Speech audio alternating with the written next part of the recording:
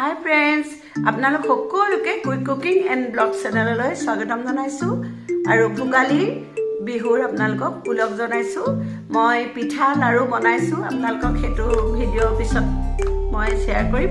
এতিয়া মই এটা ইউনিক ষ্টাইলৰ কেক বনাম, যেহেতু কমলাৰ বতৰ, কমলাৰ কেক বনাম। কেনেদৰে বনাম আপোনালোকক দেখুৱাওঁ। যদি আপোনালোকে পাৰে, যদি ভাল লাগে আপোনালোকে তেনেকুৱা এটা বনাব আৰু বিহু স্পেচিয়েল বুলি আপোনালোকে ৰাইজক খুৱাব পাৰিব। আহকচোন কেনেকৈ বনাইছোঁ চাওঁ। এয়া মই 5টা কমলা দুফাল কৰি পেলাই 5টা কমলা মই 10 টুকুৰা ফাল কৰি লৈছোঁ, 10 টুকুৰা লৈছোঁ। আৰু এইখন দেখিছে আপোনালোকে ফ্ৰাই পেন লৈছোঁ। এই ফ্ৰাই পেনখনত মই এতিয়া জুই লগাই দিছোঁ। এতিয়া মই ইয়াত অকণমান গৰু ঘিউ দিছোঁ, আপোনালোকে মন কৰিছে। এয়া মই গৰু ঘিউ তেনে অলপেই দিছোঁ। এইখিনি দিয়াৰ পাছত মই ইয়াত এটুকুৰা কৰি কমলাবোৰ দি যাম। গৰিব নালাগে, মই 2 চামুচ দিছোঁ আৰু কমলাবোৰ এপিচ কৰি ইয়াত মই দি যাম। এয়া মই 2টা কণী ল'লোঁ আৰু তাত মই আধা কাপ চেনি ল'লোঁ আৰু ৰিফাইন তেল লৈছোঁ। লৈ পেলাই এইটো কেকৰ দৰে মই বেটাৰটো বনাই ল'ম। ইয়াৰ পাছত মই ড্ৰাই ইনগ্ৰিডিয়েণ্টছখিনি দিম। এয়া মই আধা লৈছোঁ,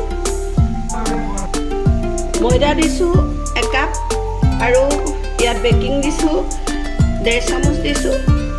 একেবাৰে কেক যেনেকৈ বনায়, ধৰি লওক কেকৰ বেটাৰ যেনেকৈ বনায় ঠিক তেনেদৰে মই এই বেটাৰটো বনাই ল'ম।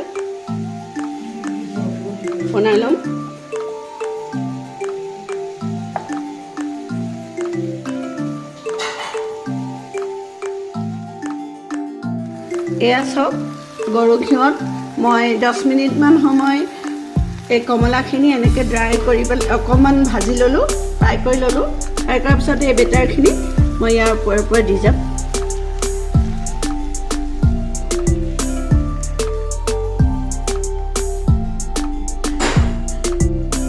মই এতিয়া কেকটোৰ ওপৰত ঢাকনা মাৰি দিছোঁ। ঢাকনা মাৰি 30 মিনিটমান মই এইটো ভাপত সিজিবলৈ দিম। এবাৰ উলিয়াই কেকটো চাই লৈছোঁ আৰু মোৰ অকণমান পৰিমাণটো বেছি হৈ গ'ল, আপোনালোকে অলপ কমকৈ দিব। পৰিমাণ বেছি হোৱাৰ কাৰণে ওপৰত লাগি গ'ল। হ'লেও মই এতিয়া অকণমান চাই লৈছোঁ যে কেকটো হ'লনে নাই। মই কটাৰীখনে দি চাইছোঁ আৰু দেখিছে কটাৰীত লাগি অহা নাই, তাৰমানে মোৰ কেকটো অলৰেডি হৈ গ'ল। আৰু এতিয়া মই চাৰিও কিনাৰ অলপ কৰি কাটি ল'ম।